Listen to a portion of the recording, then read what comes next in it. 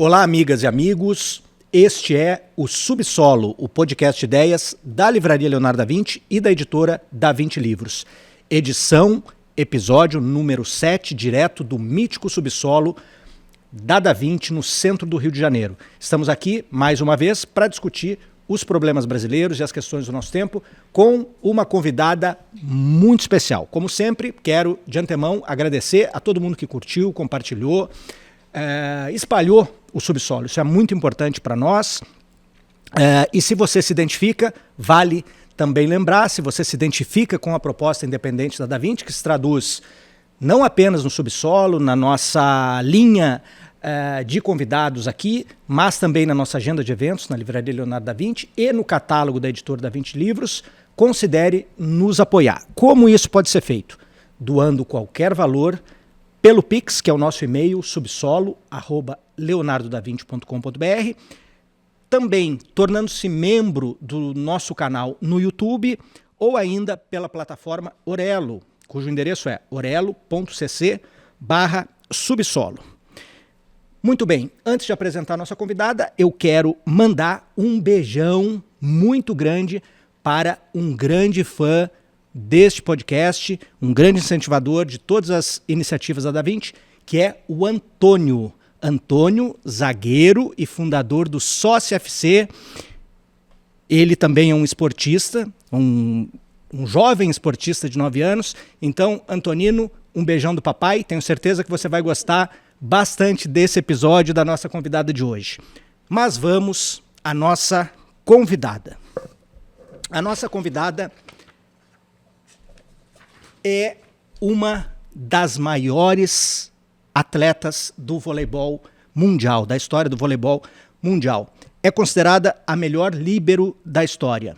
Bicampeã olímpica em Pequim 2008 e em Londres 2012. Jogou pela Seleção Brasileira de Vôlei de 2001 a 2014, conquistando diversos campeonatos, como o Penta do Grand Prix e o Hexa Sul-Americano, além de atuar por clubes como Flamengo, para quem torce fanaticamente, e o Rexona. Apesar, ela disse que não era para mencionar isso. Teve uma breve passagem pelo Vasco da Gama. No total, conquistou 10 vezes a Superliga de Vôlei. Ela se aposentou das quadras em 2018 e atualmente é comentarista do Sport TV, canal pelo qual, entre outros trabalhos, acaba de cobrir as Olimpíadas de Paris. Além da sua extraordinária jornada como atleta, ela se destaca por refletir e falar publicamente sobre assuntos, eu diria, incomuns, infelizmente incomuns, entre atletas profissionais, como os nossos problemas sociais, o machismo e a homofobia. É uma alegria recebê-la no subsolo, Fabiana Alvim. Que legal, nossa senhora, nem sei se eu mereço tanto. Daniel, prazer estar com você aqui. Eu que sou primeiramente fã da Leonardo da Vinci há algum tempo, frequentadora daqui, desse subsolo. E muito feliz de você estar colocando em prática um projeto que você é um desses pensadores que fica buscando maneira de criar diálogos, né, movimentos onde a gente consiga debater, construir, conversar, aprender. Então eu fico feliz de ter sido convidada, de estar aqui, já acompanho alguns episódios e muito grata também por poder de alguma maneira contribuir. Eu acho que o esporte ele não está alheio a nenhum tema e como ex-atleta ou pós-atleta, né, como eu sempre gosto de parafrasear a professora Kátia Rubio, que ela fala que uma vez atleta você segue sendo atleta, então nesse pós-atleta da minha trajetória de 20 anos jogando vôlei, ainda poder contribuir de alguma forma com o esporte nesses debates mais profundos que a gente gosta bastante também. Não, eu que agradeço e agradeço. Você voltou da cobertura das Olimpíadas, né, há pouco tempo. Agradeço aí ter achado um espaço na sua agenda. Bom, eu sou muito seu fã, né? Em muitos sentidos, evidentemente, como atleta e como foi dito aqui, uma das maiores atletas da nossa história, da história brasileira, não apenas pelas conquistas, né, que são a parte mais visível, mas, enfim, pela sua trajetória como um todo. E por quem você é, pela sua postura, né? Eu lembro que a primeira vez que eu a vi, né, pessoalmente, foi aqui. Se não estou enganado, e eu acho que eu não estou, foi na fila do lançamento do livro do nosso amigo Mário Magalhães. Exatamente. 2019, lançando. Alô, Mário Magalhães. Mário Magalhães, craque. Ele já foi mais fiel a Da Vinci, faz tempo que não aparece aqui, mas quando ele lançar a biografia do Lacerda, ele virá aqui, flamenguista também. Mas no lançamento desse livro, 2018, sobre Lutas e Lágrimas, você estava lá na fila, enfim, e é sempre um prazer ouvi-la, acompanhar e ver a sua trajetória, e você merece muito tudo que você já conquistou, e é sempre bom ouvi-la, e é por isso que nós, quando eu pensei aqui no Subsolo, você estava de antemão na lista dos convidados. Muito bem, Fabiana, para iniciar a nossa conversa, aliás, Fabiana, eu imagino que você só seja chamada assim... Minha mãe. Pela sua mãe. Ela mesma. Quando eu faço alguma coisa errada, é Fabiana. Na hora você vê que você falou Fabiana, eu até ajeitei a postura aqui, mas vamos embora. As pessoas na rua te chamam de Fabi ou Fabi do vôlei? A Fabi, acho que Fabi fica mais íntimo, que é como eu gosto de ser chamada, mas do jeito que às vezes tem Gabi também junto, porque Fabi a fonética é similar, então às vezes eu respondo também. Aqui importante é a gente cumprimentar as pessoas e essa troca que é sempre carinhosa também. Com certeza.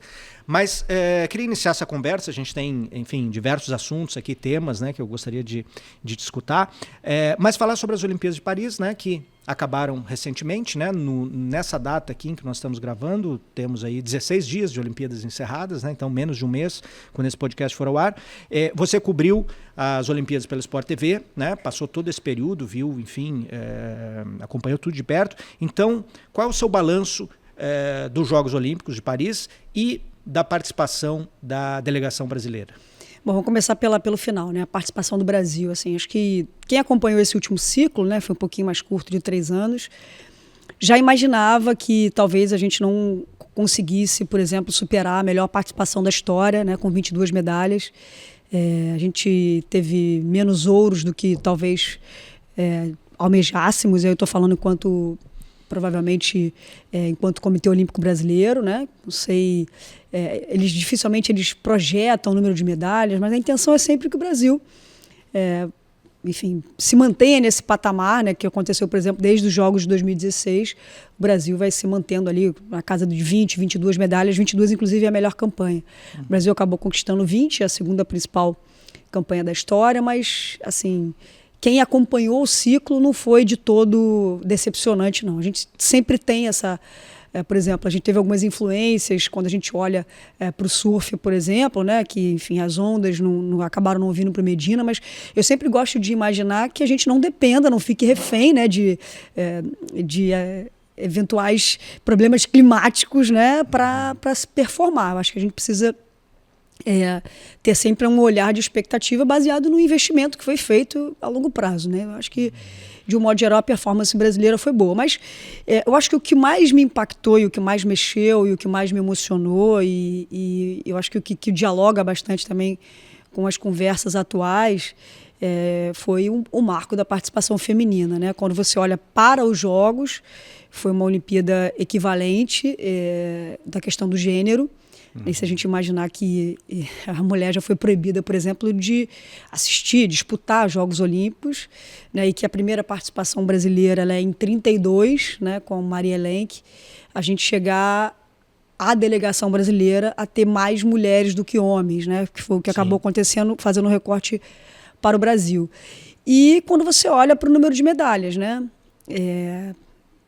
a gente conseguiu mais medalhas do que os meninos, e eu sempre gosto de fazer esse recorte no sentido de que não é uma batalha de gêneros, né? Não é uma questão do homem contra a mulher, não é sobre isso. A gente está tentando refletir sobre onde estávamos e onde a gente chega, né? E o que fez a gente chegar até esse lugar das mulheres ocuparem a maior expectativa em relação à performance de medalhas. Eu acho que foi o investimento, a mudança da nossa... a movimentação que a gente teve na nossa sociedade enquanto a mulher progredir e ocupar os espaços que ela quiser, ainda que tenhamos, digamos assim, alguns indicadores que nos envergonham ainda muito, né? Quando você olha para o índice de desenvolvimento do Brasil, quando você olha para a quantidade de feminicídios que a gente tem, quando você olha para a economia do Brasil em relação ao mundo, a gente ainda tem muita para avançar, mas eu fiquei muito impactada mesmo, acho que a palavra foi essa, e em diversos momentos me via emocionada, sabe? Desde esse diálogo do avanço feminino do ponto de vista esportivo, as conquistas, há uma diversidade de quando a gente faz recortes, por exemplo, racial, né? Então, assim, tem muitas coisas que a Olimpíada acaba sendo um pouco do reflexo do que a gente vive na nossa sociedade. Então, assim, eu acho que o desempenho poderia ter sido melhor, né? E aí, quando você fala em desempenho, você tem que aprofundar esse debate. E quando eu falo de investir, né? Não é só a questão de investir em cima, no topo da pirâmide, é uma questão mais abrangente. E que eu acho que, de alguma maneira, a gente acabou perdendo um pouco a oportunidade quando a gente sediou os Jogos aqui em 2016, né? Sim. De ter um programa nacional mais esportivo, de ter um programa mais profundo, onde a gente pudesse falar de esporte de uma maneira mais ampla, né? Enfim. Mas, e aí, falando só de Jogos Olímpicos, eu acho que poderíamos ter tido uma performance não muito melhor do que foi, mas ainda assim um pouco melhor do que a gente teve. E mais alguns temas que nos deixam felizes, especialmente quando a gente olha para o que as mulheres fizeram numa competição onde, inclusive, já falei aqui no início, né, as mulheres já foram proibidas de participar. Imagino como não esteja Pierre de Coubertin, né, inventor do pai dos jogos, que disse essa falácia lá atrás, e como a gente não... o que estaria dizendo, por exemplo, a própria Maria Lenk, ao ter curtido aquela solidão em 1932, quando se estivesse aqui entre nós olhando para essa edição de Paris, né, com esses marcos tão importantes para a gente. Não, sem dúvida, muito emocionante aí, e inclusive traduzido nas medalhas, né? Se a gente pegar o final da Olimpíada, foi muito emocionante, né? Com a Rebeca, com a dupla do vôlei de praia, com as meninas do futebol, né? Que mereciam muito, né? Enfim, chegaram muito longe sempre, e todo mérito para elas. Inclusive, adiante quero falar um pouco sobre isso e ver, enfim, o que você pensa sobre um determinado enfoque que foi dado aqui na seleção feminina, acho que dialoga um pouco com a sua trajetória. Mas eu queria falar, ainda com relação às Olimpíadas, ontem, né, no dia que a gente está gravando aqui, na segunda-feira, o presidente Lula recebeu atletas beneficiados pelo Bolsa Atleta, né? Tanto ganhadores de medalha quanto, enfim, atletas que participaram das Olimpíadas, mas não ganharam medalhas. E ele prometeu um levantamento e possivelmente, né, apontou para um investimento das estatais nesses atletas e também em esporte de base, em teoria, embora não haja um plano, né? Se falou muito sobre o Bolsa Atleta, né? Nessa Olimpíada é feita uma grande propaganda, uma promoção do Bolsa Atleta, da importância e do histórico, também do programa para atletas de alto rendimento das Forças Armadas, enfim. O Bolsa Atleta é naturalmente muito detratado, né? Enfim, a maior parte das críticas vem de um determinado segmento, né, que não é só contra o Bolsa Atleta, mas é contra qualquer, enfim, incentivo, política de longo prazo, ou incentivo, ou autonomia, qualquer projeto nacional. Mas o fato é que nós não temos um projeto esportivo, né? Não tivemos ainda um projeto esportivo, né? Nas Olimpíadas, as pessoas se ressentem muito, né, sobre o número de medalhas, sobre as condições dos atletas treinarem durante aquele ciclo, tudo isso vem à tona, né? Mas nós não temos um projeto esportivo de longo prazo. O Ministério do Esporte é um ministério que simboliza um pouco isso, é o objeto de barganha política, né? Então ele é entregue via de regra. Tivemos Ana Moser, né, no início do mandato do governo Lula, que criou esses dois programas, o Bolsa Atleta e o das Forças Armadas, mas também logo teve que sair, isso foi partilhado, né, com o Centrão. Eu queria ver, então, o que você acha possível, né, dentro desse contexto, em termos de política, para a gente não falar apenas dos resultados de 4 em 4 anos nas Olimpíadas e ter essa análise um pouco rasa, né, sobre o desempenho, quantificar com base em medalhas. Ou seja, o que seria possível no nível imediato para melhorar as condições gerais do nosso esporte e o que, em longo prazo, você consideraria um projeto nacional de esporte em linhas gerais. Isso foi um tema que a gente debateu bastante, né? Eu fiz parte da Atletas pelo Brasil, que era um programa que tinha inclusive a Ana Moser, que liderava junto com o Raí, e se falava bastante desse programa nacional, né? De um programa de desenvolvimento esportivo, e que se ele se empregasse nas escolas, que começasse, enfim, daí uma ideia de que automaticamente você investindo na base da pirâmide, você ia ter atletas de uma maneira muito mais orgânica, né? Porque uma vez que você... Eu estudei escola pública, já tentei, por exemplo, na escola que eu estudei, doar bolas, por exemplo, né, para as aulas de educação física. Isso é algo que você não consegue fazer isso, mas isso é uma coisa que, para você doar alguma coisa para a escola, né, para você não desvirtuar o sentido de doação e não fazer disso, por exemplo, uma mistura política, você não consegue contribuir como uma pessoa, eu, cidadã, quisesse lá na escola doar a bola, eu não consigo fazer, né? Então, assim, só para a gente entender como é que funciona as melhorias, eu estudei escola pública, não tinha bola para jogar, que não tinha o mínimo para se fazer uma aula de educação física, né? Era pouco convidativo para as crianças.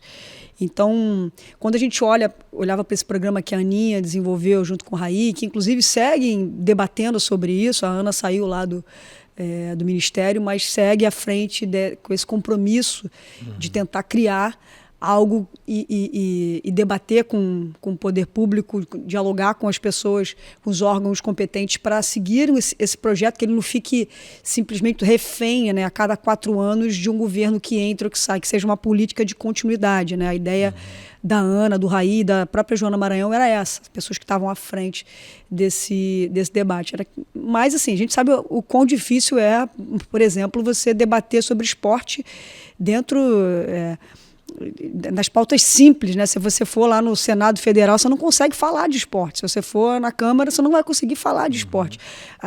Isso não é algo que renda voto imediatamente para os políticos. Então, é uma pauta que é difícil você avançar para ter apoio para as aprovações, se assim você quiser. É como a pauta do livro e da cultura. Também não dá voto nenhum e nunca entra. E outra coisa que eu imagino, assim, eu acho que talvez a gente conseguiria, se nós fôssemos e aí diferente da cultura, que eu acho que a cultura é uma classe mais unida nesse sentido, e consequentemente você consegue ter uma voz uníssona em relação àquelas coisas que você reivindica, né? O esporte, eu acho que talvez precisasse uma sintonia melhor para reivindicar, sabe? Para colocar os rostos dos atletas que têm mais relevância, para poder entrarem nesse tipo de situação onde a gente está falando sobre um programa nacional de esporte e que esses atletas contribuíssem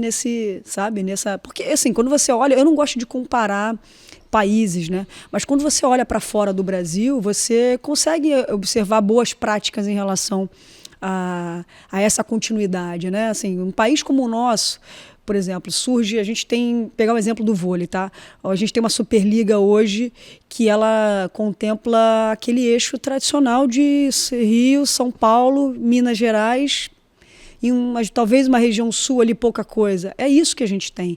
A gente é um país gigante, um país continental que tem diversas possibilidades de você... Tem atletas, por exemplo, projetos seríssimos norte e nordeste do Brasil, atletas que nem chegam a serem observados, porque a gente não tem um programa onde você consiga, por exemplo, catalogar, ter um controle do que acontece nos campeonatos lá no norte e nordeste do Brasil. Então, assim, eu acho que é um debate muito profundo e difícil de se chegar às conclusões do que se de fato precisaria para melhorar a nossa performance. Eu sempre acreditei que o esporte, que um programa de continuidade seria a melhor solução. Não sei de que maneira a gente avançaria nesse campo. Eu sempre achei que o esporte na escola, que foi onde o meu primeiro contato esportivo, ele é na escola. A primeira vez que eu ouço falar sobre vôlei, sobre atletismo, sobre handebol, é no colégio. Uma escola estadual. Eu estudei no município e depois no estado. Então, assim, ali é o primeiro encantamento que você tem. Meu primeiro ídolo da minha infância e adolescência, eu tenho muita memória, meus professores de educação física, tia Sônia e tio Celso. Então, assim, talvez, eu não sei se eu seria atleta... Eu não sei o que eu faria da minha vida se não tivesse jogado vôlei. Mas alguma coisa ali nas aulas de educação física mexeu comigo, assim, sabe? Meu interesse pelo esporte, ele começa na escola, brincando na rua, mas também na escola. E eu acho que talvez ali a gente conseguiria contribuir em outros aspectos, em outros assuntos, não só do ponto de vista esportivo. E aí, quem sabe... seria algo de... O que acontece, por exemplo, nos próprios Estados Unidos, nem gosto de comparar com os Estados Unidos, não, mas nos Estados Unidos, por exemplo, os atletas experimentam outras modalidades, elas se formam para depois escolher uma modalidade que elas venham a praticar, né? Eu me lembro de ter feito uma pergunta logo após os Jogos Olímpicos de Pequim. Eu lembro que a gente estava comemorando as medalhas, né? E estava sentado assim, a gente jogou contra os Estados Unidos a final. E eu virei para as meninas e falei assim: pô, quem aqui é formado no segundo grau, né? Agora é ensino fundamental, né? Médio. Ensino médio. Quem aqui é formado... Aí nós éramos em 12 atletas. Metade não tinha o segundo grau. 2008. E aí eu vim jogar com uma atleta norte-americana aqui também na equipe do Rexona. E sabe quantas dos Estados Unidos eram formadas? Todas. Né? Porque lá se tem uma visão diferente. É claro que eu estou fazendo um recorte superficial em relação a isso. Estou falando de países que têm perspectivas diferentes, né? Tudo mais. Mas é para a gente ter uma noção, por exemplo, de como funciona o esporte. O esporte, muitas vezes, aqui no Brasil, você escolhe uma coisa ou outra. Eles não andam juntos. Esporte e educação nunca andaram juntos. Praticamente, a meu ver, é algo... Eu me lembro assim, todo mundo perguntava: o que você vai fazer depois de parar de jogar? Eu vou voltar para a escola. Você volta para a escola com 35, 40 anos. Então, assim, enfim, é um assunto muito difícil de ser debatido, é um assunto difícil da gente conseguir soluções imediatas, né? Acho que o programa, como você falou, do Bolsa Atleta, é um programa hoje primordial. Eu falo, claro, tem falhas como diversos outros têm, mas ele hoje, me arrisco a dizer que, se a gente pega a delegação brasileira, pelo menos 50% da delegação do Brasil, se não houvesse o Bolsa Atleta, tivesse o seu ciclo de treinamento, por exemplo, impactado. É um programa que ele de fato tem contribuições na medalha e às vezes na cor da medalha. Né? Eu conheço alguns atletas que fazem uso desse incentivo para pagar treinador, para pagar uma academia para treinar. Então, assim, é uma realidade, é um programa que cumpre um papel, mas é uma realidade ainda distante da adequada que a gente gostaria para um atleta de alto rendimento, né? Claro. E quando você olha para o programa, ele tem um programa de atletas de seleção brasileira, ele tem um programa para atleta de alto rendimento e ele tem um programa para os atletas que estão começando também, que é algo fundamental para se dar continuidade. Aí quando você fala para esse Brasil gigante que a gente tem, e esses programas são incentivadores, né? Ele tem alguns marcadores, que seria a performance no ano anterior, para ter a garantia de ter a bolsa no ano seguinte. Então, assim, você precisa atingir também alguns objetivos. Tem essa bolsa, por exemplo, inclusive, ela é uma bolsa que atinge as competições escolares. Então, você imagina se você tivesse um programa de continuidade, um programa nacional, sei lá, 20 anos de um programa para difundir e fomentar o esporte no Brasil como um todo. Eu acho que a gente conseguiria, de alguma maneira, evoluir do campo esportivo. E aí, assim, cara, a gente está falando de performance que está lá no topo, mas evoluir como uma nação que cuida da saúde, que vê o esporte com outros olhos. Claro. Né? E, consequentemente, eu acho que você fomentaria a quantidade de atletas, você teria resultado, eu acho que a longo prazo. Sim, sim. Inclusive, nessa solenidade foi anunciado um reajuste no Bolsa Atleta, eu acho que de 10, alguma coisa por cento, né? E não havia reajuste, acho que há 14 anos, né, no Bolsa Atleta. Mas essa amplitude que você ressalta, indo inclusive para as categorias de base, enfim, é muito importante. Mas, por outro lado, você falando, eu também sempre estudei em escola estadual, não tinha ginásio, tinha um campo de terra, né? Ou uma quadra, enfim, outra, mas basicamente se resume a ou joga vôlei ou joga futebol, entrega uma bola, não tinha educação física, um projeto, etc, para se divertir, passar o tempo, enfim, ou fazer outra atividade, quem queria fazer, enfim, mas não tinha, sem dúvida, não tinha um projeto pedagógico, né, na escola. Nesse sentido, é quase um milagre, né, surgir determinados atletas. E pegando o teu caso, né, aprofundar um pouquinho fazer um estudo de caso aqui. Você falou da influência desses professores, né, no Irajá? Isso, em Irajá. Aqui no Rio de Janeiro, um bairro, para quem não conhece. Como é que foi esse desenvolvimento, né? A escola tinha essas condições, esses professores foram muito abnegados, eles tinham contatos? Como é que foi a tua evolução para acabar indo para um clube, enfim, se desenvolver como atleta? Então, é claro que quando você fala de Olimpíadas, Jogos Olímpicos, ela é a primeira grande competição que desperta na garotada o interesse, né? Eu me lembro ali... O grande impacto na minha vida ele acontece em 1992, né? Naquela Olimpíada onde o Brasil ganha a primeira medalha de ouro da história com a seleção masculina. Fantástico. E eu me lembro perfeitamente das aulas de educação física pós essa Olimpíada, assim. É quase que uma causa e efeito, né? Assim, a procura é maior. Eu também tenho essa recordação de que na minha época, eu estou com 44 anos, não tinha muito algo organizado, mas esses dois professores, além de abnegados, eles tinham talvez a sensação de que, como era uma escola num bairro do subúrbio do Rio de Janeiro, com poucas oportunidades, eu acho que eles tinham mesmo essa consciência de que ali era o momento da gente confraternizar, né? O ambiente escolar, e quando você pega o esporte de um modo geral, ele já é excludente no sentido de... ele divide meninos e meninas. Então, se você não se enquadra nenhum nem outro, você já fica tentando entender como é que você vai fazer para entrar ali.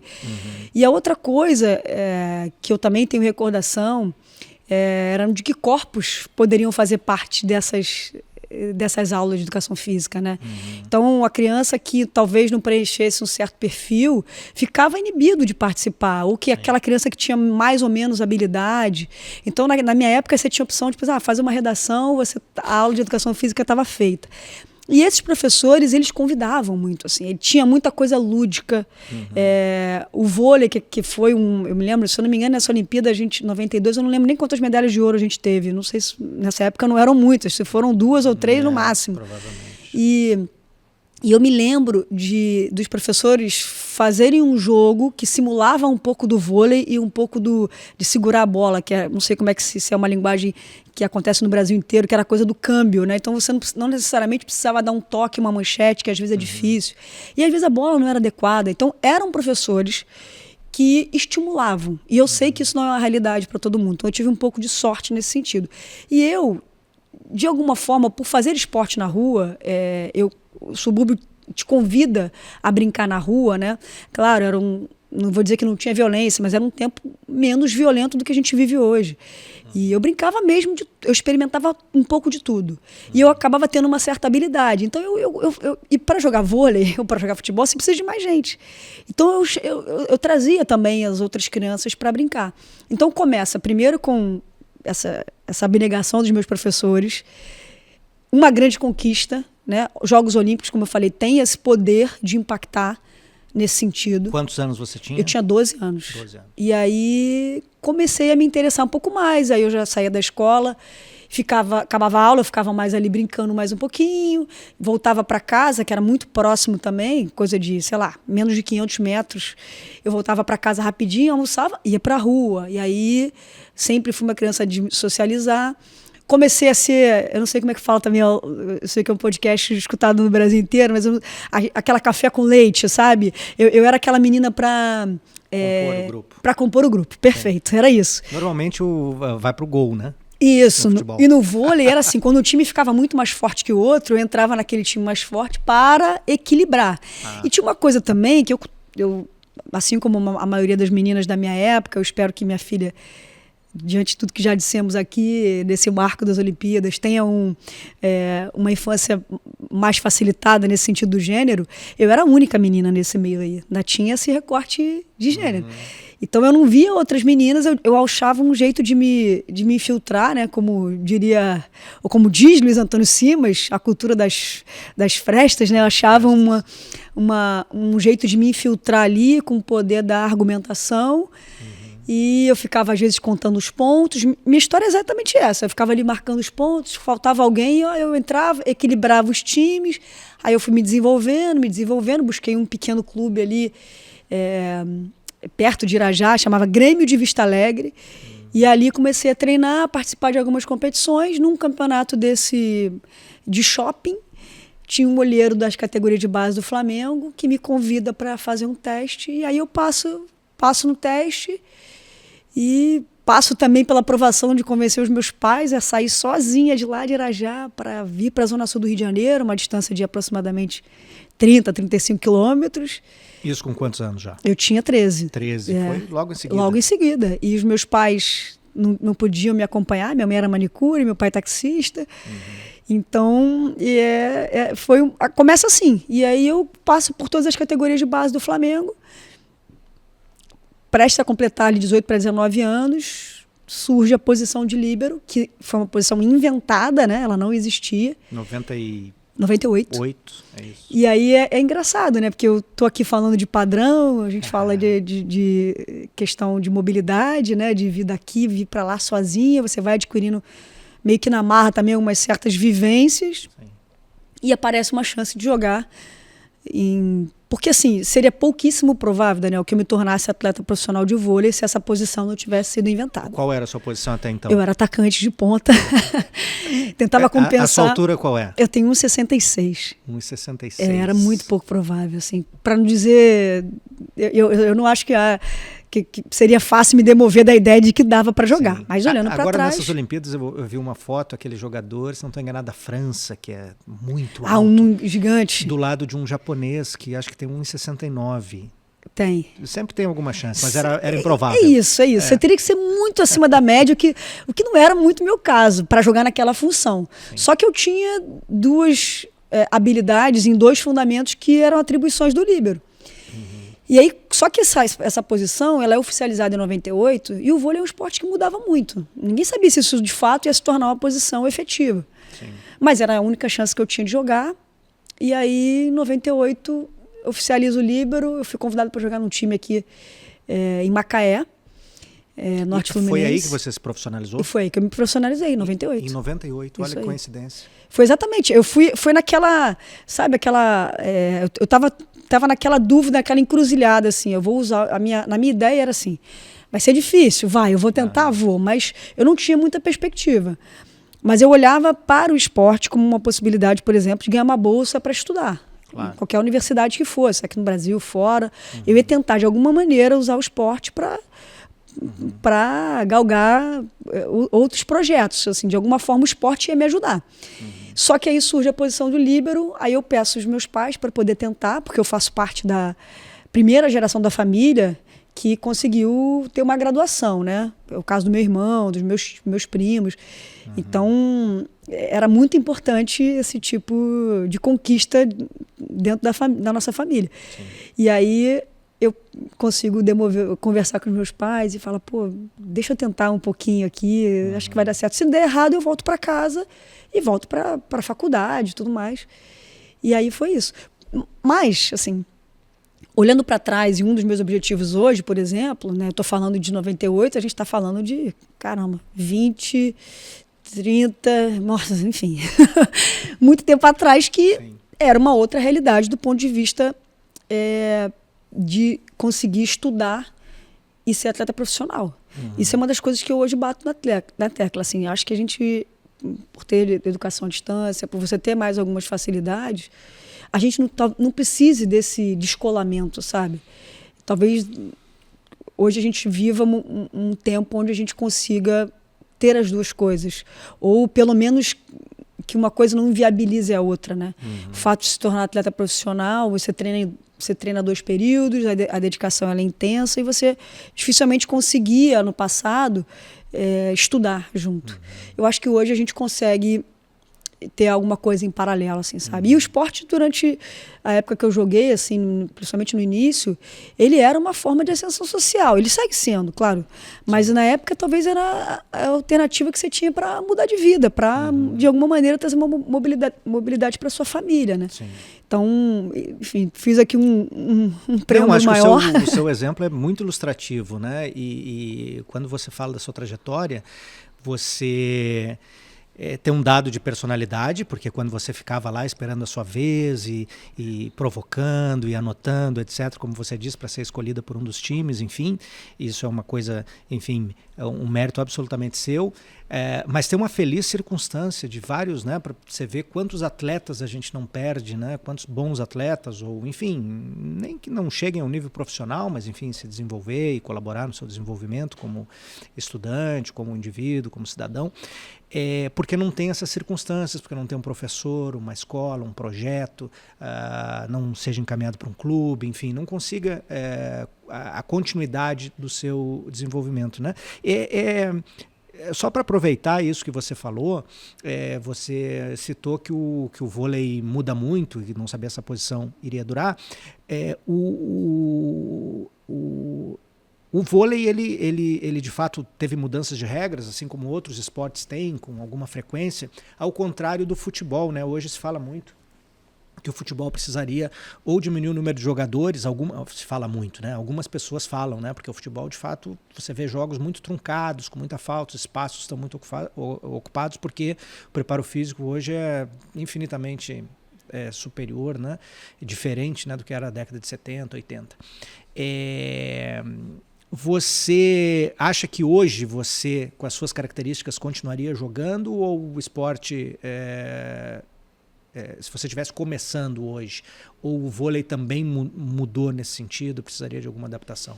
Não, eu acho que o líbero, ele acabou trazendo... ele mudou um pouco a dinâmica, por exemplo, da seleção brasileira. Se você olhasse para o passado, né, na ausência do líbero, você tinha algumas jogadoras mais técnicas. E hoje a gente conseguiu ganhar, e a gente perdia para as outras seleções, leste europeu, por exemplo, na questão da altura, né? As jogadoras eram muito mais altas do que as brasileiras. E hoje, a gente, com a chegada do líbero, a gente se beneficia nesse sentido. E a gente começa a ter jogadoras também acima de 1,90 m. O Brasil, sem brincadeira, assim, na década... A primeira medalha de bronze que a gente... A primeira medalha da história do vôlei é um bronze, vôlei feminino, em 96. Eu acho que ali, não sei se tinha... Se tiver uma acima de 1,90 m, sabe? Com a introdução do líbero, a gente muda um pouco a dinâmica, a gente consegue subir a altura e não perde tanto. Perde, obviamente, o refino, porque as jogadoras que jogavam de meio, né, as centrais, elas hoje não participam da recepção, da defesa, muito pouco. Muda a dinâmica. A questão física também chega no vôlei, né? A galera também debate um pouco, assim, por exemplo, no masculino, que a rede está muito baixa, porque os jogadores cresceram, fisicamente evoluíram muito, é um jogo de muita pancadaria, né? É o tempo inteiro potência, os saques masculino, às vezes dá pena da rede, assim, né? Porque muita pancada. Tem saques, eu acho que, se eu não me engano, o recorde de um saque numa partida é 140 km/h, né? E caramba, é uma evolução natural de que a gente está acompanhando ao longo desses anos. Sim. Mas, assim, eu acho que com a introdução do líbero, se eu começasse a jogar hoje, eu talvez tivesse caminhado já. Porque é isso que acontece com a maioria dos atletas que não preenche esse padrão que as pessoas colocam. Eu sempre brinco que eu vim para tentar quebrar alguns padrões e eu acho que eu consegui mesmo. Assim, mas, apesar desse padrão ter sido inventado... Mas é uma maneira de romper também, né? Claro, quem é que pode chegar aí? Claro, não, o baixinho não tem vez? Não sei, vamos ver.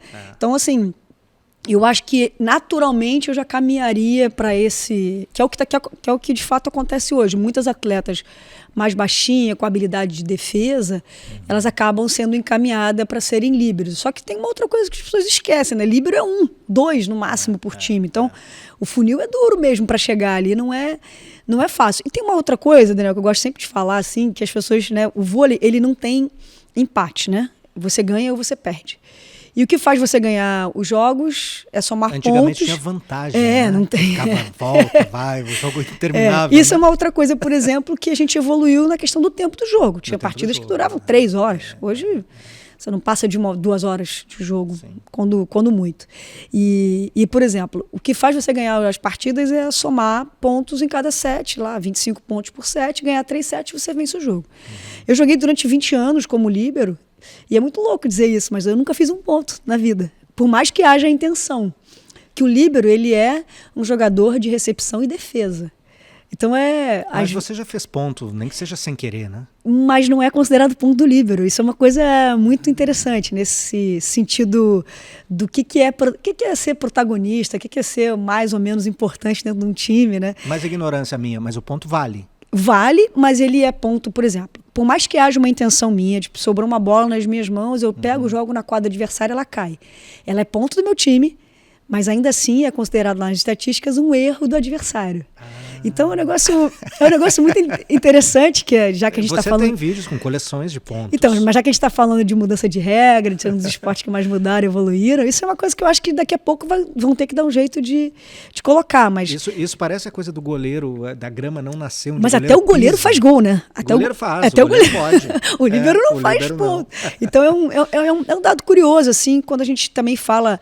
E que é uma posição que eu acho que me ensinou muito nesse senso de altruísmo mesmo. Me ensinou muito nesse olhar colaborativo, de, sabe, o que é, como é que funciona a dinâmica de um time, sabe, assim, isso é uma coisa que eu levo para minha vida, né, além de todas as, enfim, das raízes de onde eu venho, da família que eu venho, mas esses aprendizados, porque assim, eu acredito em diversas coisas, diversos valores do esporte, não esses que a gente está acostumado a ouvir, meritocratas e tudo mais. Eu penso muito mais nesse senso do olhar, do que fica, né? Quando eu olho para minha trajetória esportiva, como eu enxergava o jogo, como eu olhava os adversários, a chance de aprender aqui e acolá. E aí essa coisa do ponto é algo que é bem incisivo. As pessoas logo... Tem gente que fala assim, cara, mas é sério? Eu falo, é por aí. Então... Eu falo com certo orgulho, apesar de não ser nenhum pontinho contribuído lá para a seleção ou para os times que eu joguei. Mas são essas mensagens que ficam no esporte. Mas é aquela coisa, as defesas também, né? O goleiro comemora a defesa. Você tem defesas extraordinárias, assim, com o pé, por exemplo. Tem clipe, acho que, sei lá, quantas, 30 defesas no YouTube. Mas é aí que eu me realizo. É como um ponto aquilo, né? Porque são coisas, assim... praticamente impossíveis, né? Mas é aí que eu acho que eu aprendi a realizar as minhas grandes satisfações dentro do jogo, já que eu não faço ponto, evitá-los ou ajudar de alguma maneira para que haja um ponto de outro atleta a partir de uma defesa, isso também é dizer muita coisa sem ser aquela que coloca a bola no chão. Mas eu acho que é um paralelo interessante quando a gente fala dos aprendizados esportivos também. Sim, claro. E acho que valoriza demais. E quanto à sua altura, né? Você falou da sua altura, eu acho que tem uma contemporânea sua, que era uma russa muito alta. Gamova. 2,2 metros. Meu Deus. Eu joguei bastante contra ela. É uma muralha na sua frente, né? Joguei bastante contra ela. Era boa ela. Era boa. Ela foi bicampeã mundial, uma jogadora difícil de jogar contra. Uma das grandes rivais da minha geração. Sim. A Rússia foi a nossa... Eram embates que ficaram para a história. Apesar dos mundiais a gente ter perdido 2 vezes, em Jogos Olímpicos a gente ganhou. E numa dessas vitórias, em 2012... é um dos jogos considerados mais épicos, né? Aquele jogo de 6 match points. Nas quartas, né? Isso aí. E muita gente acha que esse jogo foi a final. Acho que pela rivalidade e pelo jeito que o jogo foi também. E foi uma campanha irregular no início, né? Não foi como 2008. Elas eram absolutamente favoritas, tinham ido bem, a gente tinha ido mal no nosso grupo, a gente cruza com elas e a gente ganha. Então, assim... Elas se deram bem no Mundial, a gente deu melhor na Olimpíada e tá tudo certo. E na tua geração, as grandes rivais foram as russas, as americanas? As russas. Apesar também de ter jogado as 2 finais olímpicas contra a seleção norte-americana, o jogo que mais mexia, seja com a torcida, com a gente, que tinha mais rivalidade, eram com as russas. A geração passada tinha sido Cuba, né? Cuba segue sendo a única seleção tricampeã mundial. Tricampeã mundial não, tricampeã olímpica, também é tricampeã mundial, mas tricampeã olímpica. E o Brasil entrava muito na pilha de Cuba. Tinha muito essa rivalidade. Tu não chegou a pegar aquela geração de Cuba? Eu peguei muito pouco. Não, nunca joguei contra a Mireia. Eu peguei pouco, eu joguei contra a Ruiz, mas muito pouco. Assim, era uma geração que já estava num declínio esportivo, por conta de motivos óbvios, dos embargos, enfim, que sofreu mesmo as consequências e que já não ganhava mais tanto. Então, muitos atletas acabaram... a gente no Brasil tem um naturalizado cubano na seleção masculina, o Leal. Nessas Olimpíadas teve medalhistas, né? Acho que pela Espanha, Itália e etc. Mas, assim, por essa ótica foi a rival grande e era, por exemplo, para mim, também uma fonte de inspiração. Apesar de ser o rival do Brasil, a Mireia era uma dessas pessoas que eu olhava e me enxergava de alguma maneira, porque ela era mais baixinha do time, né? Sim, então, ela não era alta, mas ela era muito boa. É isso, é um fenômeno.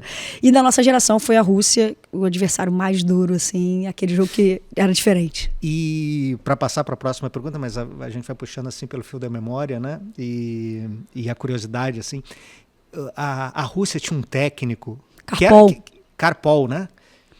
Que era técnico da União Soviética. Isso. E depois foi da Rússia. Ele era completamente ensandecido, né?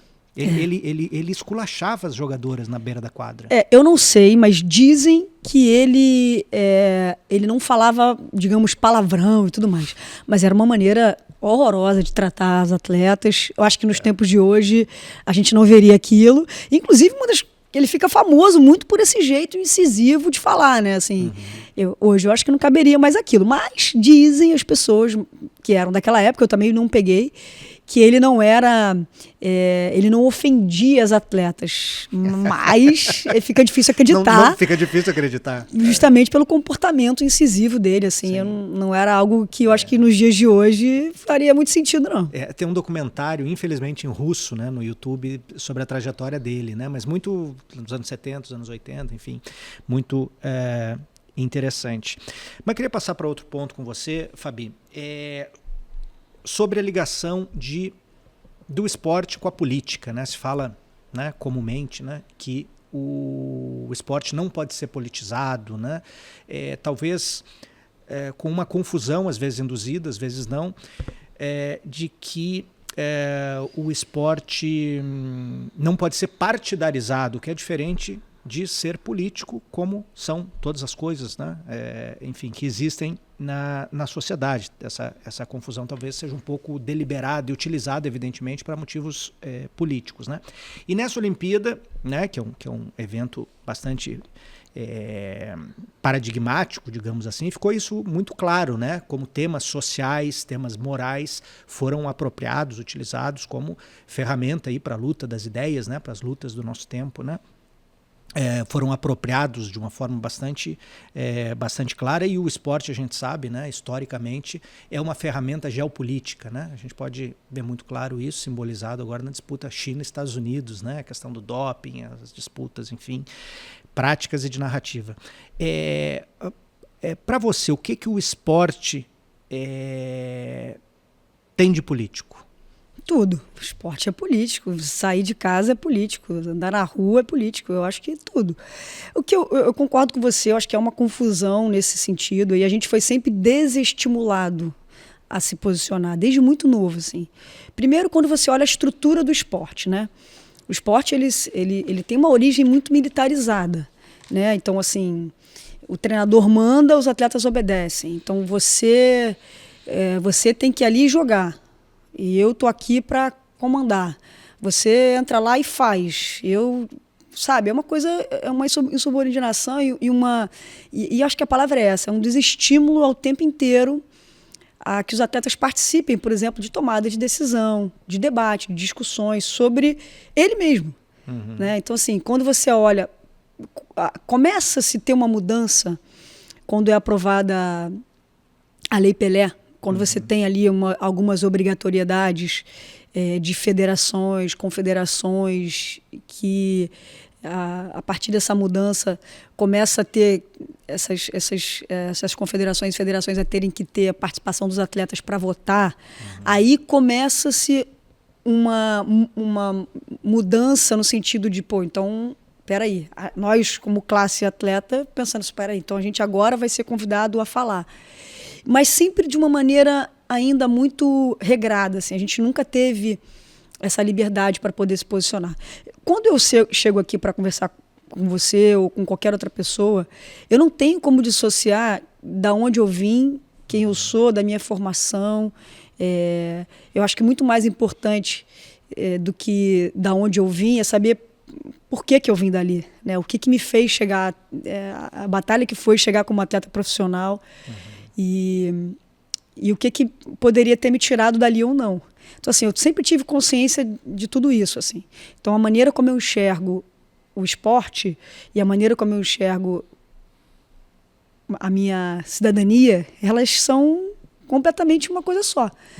E eu acho que a gente tem mudado bastante, né? Quando você olha, por exemplo, está falando de Olimpíada, existe Carta 50, que eles dizem lá, né? A Carta 50 é algumas coisas que o atleta pode e não pode fazer durante os Jogos Olímpicos. Né? Por exemplo, você não pode se manifestar nem política, nem religiosamente ali, nem a favor, nem contra nada. É entregue no início das Olimpíadas? Você tem um dia, eu não me lembro agora exatamente como, mas assim, 30 dias antes das Olimpíadas, aquilo ali tem que ser cumprido, à risca, senão é passível de tirar a medalha e tudo mais. Só que isso nunca impediu nada dentro dos Jogos Olímpicos, né? Porque você pode dizer muita coisa sem dizer nada. Né? A gente viu, por exemplo, nessa edição de Jogos, um atleta se recusar a competir com um atleta de Israel. Né? Assim, durante os Jogos Olímpicos, a gente sabe que tem guerras acontecendo, muita coisa acontecendo nessa disputa, por exemplo, geopolítica que você falou. Então não dá para a gente estar alheio a todas essas coisas. Não tem como a gente não olhar o que está acontecendo ao redor do mundo e não minimamente entender essas questões. Assim. Então, eu olho muito... Hoje, a gente avançou nesse campo, acho que por conta dessa participação que a gente obrigatoriamente tem que ter dos atletas, seja nas confederações, nas federações, com voz. Então, naturalmente, os atletas começaram também a se mobilizar e a entender os papéis deles, como também uma mudança dessa falácia, de assim, tipo, olha, eu mando e vocês vão lá e obedecem. Sabe? Eu acho que... eu entendo muitos atletas que não têm segurança, por exemplo, para debater certos temas, mas se a gente se aprofundar, por exemplo, eu sou uma mulher lésbica que eu demorei um tempo para poder falar sobre isso com segurança, né? Para poder primeiro ter a compreensão de quem sou eu, quem sou eu aqui nesse mundo, falar da minha sexualidade, tá ok aqui, acolá, como é que tá, e me apropriar dessa pauta para poder conseguir falar sobre ela de uma maneira que eu me expresse com segurança, que eu consiga falar sobre isso de forma natural, que eu não tenha receio sobre nada. Então, assim, demandou um tempo para que eu conseguisse falar sobre isso, né? Muito mais do que eu gostaria. Talvez agora a gente talvez tenha mais exemplos. Na minha época eu não tinha tanta gente em quem me espelhar e entender que eu estava apenas falando sobre a minha orientação sexual, né? E quando você debate sobre temas de racismo, que são temas, digamos, temas mais corriqueiros do dia a dia, são temas que todos nós abominamos o racismo, a gente parte desse princípio. Então os atletas conseguem falar sobre algumas coisas e outras não muito. E eu acho que esse avanço nesse sentido de participação tem gerado uma mobilidade maior nesse sentido de se expressar. Eu acho que é muito aquém do que podemos ainda. E eu sou uma dessas vozes que tenta estimulá-los, assim, sabe? No passado as pessoas tinham medo de falar, de se posicionar para perder patrocínio, sabe? E eu acho que os tempos estão mudando. Eu acho que isso, inclusive, é motivo acho que de orgulho mesmo, de você falar e assim, você poder ser livre para poder falar sobre o tema que você quiser, sabe? E eu concordo com você. Você abre falando sobre o que é politizar os debates, o que é trazer por esse campo de... Cara, você sabe quem você é, você sabe de onde você vem e você pratica um esporte e você... segue fazendo política em todos esses campos, em todas essas áreas. Eu sempre acreditei nisso, assim, mas sigo sendo essa voz que tenta estimular outros atletas a poderem falar sobre o tema que eles quiserem falar, com a segurança, com a propriedade, estimulo sempre meus debates, é sempre por isso que a gente fala quando você fala de estudo, quando você fala de leitura, a gente está num lugar aqui que eu não tenho nenhuma dúvida em dizer que o que me salvou, digamos assim, de uma alienação, foram os livros, assim. Eu me lembro perfeitamente dos dias, semanas que eu passei em Saquarema, no centro de treinamento, e que os livros foram a minha melhor companhia para poder seguir, sabe, ocupando a minha cabeça com algo que eu achasse que fosse me evoluir como pessoa, né? Então, acho que uma coisa acaba contribuindo a outra e uma coisa não anula a outra, assim. Então, eu sigo sendo uma dessas vozes que tenta estimular outros atletas a poderem falar cada vez mais sobre diversos temas. Sim, não, e com certeza, isso que você falou, né? Essa necessidade de exemplos, né? Isso é super importante, né? Com certeza você é um exemplo aí e foi durante esse tempo, né, a partir do momento que você verbalizou essas questões aí, para muita gente, com toda certeza. Mas o futebol, por exemplo, carece desses exemplos, né? Tem uma barreira, por exemplo, com relação à orientação sexual, né? Os atletas simplesmente mencionam, né? Eu lembro de um jogador chamado Richarlison, né? Não se aposentou há muito tempo, né? Já houve uma celeuma quando, enfim, se disse que ele ia dar uma declaração. Enfim, tem outros casos, infelizmente há essas barreiras, mas eu acho que outros esportes, como vôlei e outros tantos, isso já é mais aberto. Agora o futebol é muito marcado pelo machismo, né? Pelo sexismo, né? Ainda, embora acho que, sem dúvida, é incomparável com o que era antes, né?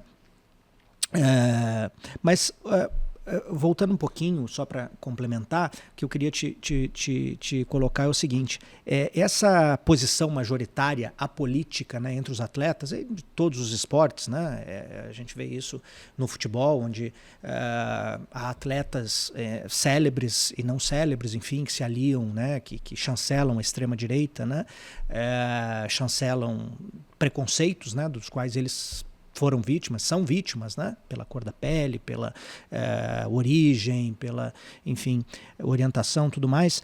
E chama muita atenção o futebol, né? Aliás, eu lembro eu estava tentando lembrar quem deu essa declaração na Olimpíada, né? Eu não sei se foi o Calderano ou outro, que diz assim: no Brasil existem 2 esportes, o futebol e o que ganha, né? Para falar nas Olimpíadas. Mas chama muita atenção, por exemplo, figuras como Roger Machado. Foi, né? O Caio Bonfim, da marcha atlética. Caio Bonfim, que de Brasília, né? Isso. Que treina em condições muito ruins e tudo mais, né? Que não é um caso único. Mas assim, no futebol, né? Que é o esporte mais conhecido, mais popular, tem mais amplitude aí, figuras como Roger Machado, simplesmente por se posicionar contra o racismo, se posicionar contra a extrema-direita em algum momento, ou Paulinho, do Atlético Mineiro, ao defender as religiões afro-brasileiras, são celebrados, porque assim, é praticamente um deserto, uma interdição, o que você disse, né, com relação aos patrocínios, etc. Etc. No caso do futebol, essa cisão entre os jogadores e as condições ou a realidade da maioria do povo parece muito maior, né? Você já falou em várias ocasiões que o vôlei também é um meio bastante reacionário, né? Quer dizer, uma parte do vôlei, né? É um meio bastante reacionário. Mas o que graça a maior parte dos atletas é essa ideologia apolítica, né? Que na verdade é uma forma de se posicionar politicamente, como você disse. E ainda, é curioso porque a organização do esporte brasileiro é toda ela política, né? Baseada em federações, confederações, totalmente. Negócios, negociatas, feudos, né? de dirigentes que se perpetuam, etc. Então é uma coisa bastante contraditória, né? Por um lado, né? Totalmente. Eu falei aqui da origem do esporte, ele é a origem militar. Depois ela vai se ramificando para as confederações, federações, ou seja, ela é politizada o tempo inteiro. O debate que nós não compreendemos ao longo dos anos, por esse desestímulo, é isso. Assim, aqui quem manda somos nós, os dirigentes, enfim, os presidentes de federação e tudo mais. E vocês aí só simplesmente joguem. Não se mistura uma coisa com a outra, porque em tese vai interferir. Uhum. Sabe? Eu acho que foi essa semente que foi plantada ao longo dos anos na cabeça dos atletas. E por isso, esse receio, esse medo e ficar essa coisa apolítica. Assim, quando você olha para o... Eu não gosto de falar em nome de uma classe, nem em nome de um modo geral do esporte. Assim, mas...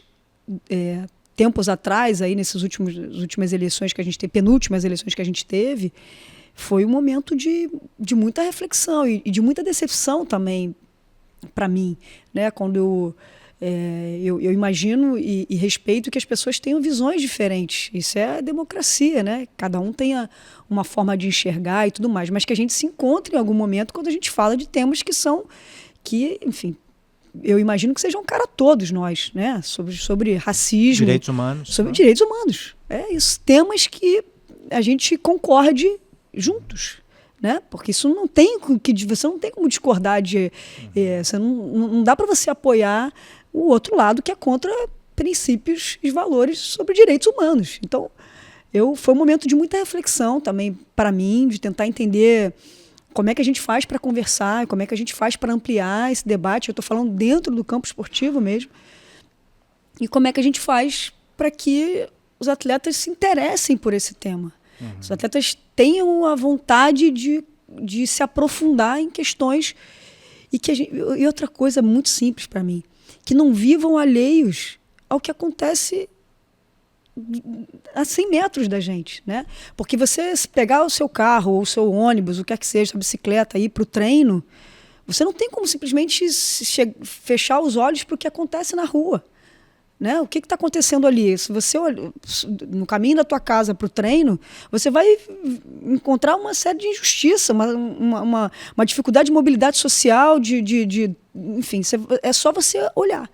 Por isso que eu acho que do momento em que a gente consegue se interessar, e foi um debate assim, eu acho que foi um debate sabe, eu falei, cara, não, eu preciso de alguma maneira contribuir, conversar, dialogar, me posicionar, mostrar, mesmo que sirva apenas para uma satisfação pessoal. Falar, cara, pelo menos eu estou tentando fazer algo que eu acredito, assim, sabe? E eu acho que a gente está longe de estar perto de algo que seja ideal, assim, sabe? Como uma classe esportiva mesmo.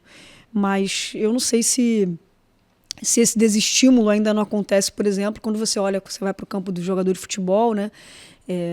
Eles são praticamente blindados, ninguém consegue ter acesso a eles para conversas mais profundas, e eles vivem essa distância tão grande do ponto de vista econômico dessa bolha, que parece que as coisas não se humanizam, sabe? E essa e acho que é triste, né? a voz dissonante potencial se sente intimidada, né? É difícil, mesmo alguém que tem esse desejo, né? Essa vontade, ele tem que, de fato, estar com muita energia para comprar determinadas discussões, determinadas brigas, porque defender isso num meio árido como o futebol, né? Nesse contexto que você falou, é bastante difícil, né? Agora, nós tivemos, pegando o exemplo das Olimpíadas também, o caso da seleção feminina de futebol, né? A seleção feminina de futebol, na despedida da Marta, né, fez uma belíssima campanha, mas, como das outras vezes, foi acusada de ter amarelado, né? Isso tem uma relação com a história do vôlei feminino brasileiro, né? Até 2008, quando ganhou a primeira medalha, quando vocês ganharam, o vôlei feminino, que já tinha batido na trave, né? Foi bronze, eu não lembro se foi prata, mas... Foi bronze, e depois saiu na semifinal para a Rússia naquele ano de 2004. E ficou em quarto, né? Isso, e a partir dali carregamos esse estigma de amarelão. Naquele jogo épico, enfim. E houve sempre essa acusação, né? E quanto a Marta também, e aproveitando, né, essa pauta política nas redes, enfim, foi chamada de lacradora, etc. Você vê Marta, né, esse monstro sagrado, né, do nosso esporte, precisar ser defendida. Então,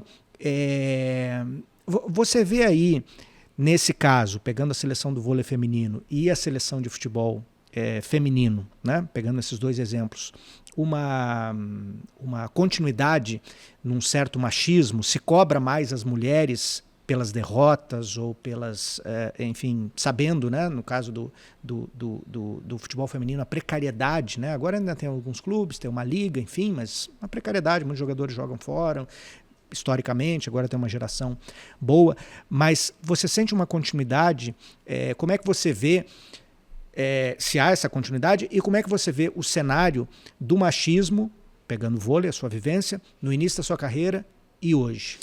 Eu acho que assim, o futebol, né, se a gente pegar a história do futebol feminino e tudo que aconteceu, por exemplo, quando você olha para a Olimpíada, as 2 medalhas anteriores de prata que elas tinham, a Olimpíada era a competição que elas tinham para aparecer, de alguma maneira. Porque a gente mal tinha, e agora começa a se estruturar, por exemplo, a gente nunca teve categoria de base no futebol, né? Primeiro porque o futebol feminino era inexistente para os clubes, e se a gente pega essa mudança mundial desse olhar para o futebol, de uma valorização, principalmente aqui no Brasil, ela se dá de 2018 para cá, 17, 18 para cá, é muito pouco tempo para você falar em uma mudança estrutural, né? E quando você olha assim do ponto de vista das conquistas, de novo a terceira medalha, bateu na trave, tudo mais. Eu olho essa medalha de prata de agora com, acho que o primeiro grande impacto que elas têm de cobrança. E eu acho que, porque mudou-se o patamar, digamos assim, do futebol, né? Eu acho que a gente está conseguindo, lá as medalhas anteriores, se não me engano foi 2004, 2008, as outras duas medalhas, eu acho que é isso, de medalha de prata, ali era a única chance que elas tinham de aparecer de alguma forma para as pessoas e dali tentar um futebol fora do país, porque a gente nunca conseguiu ter uma liga estruturada.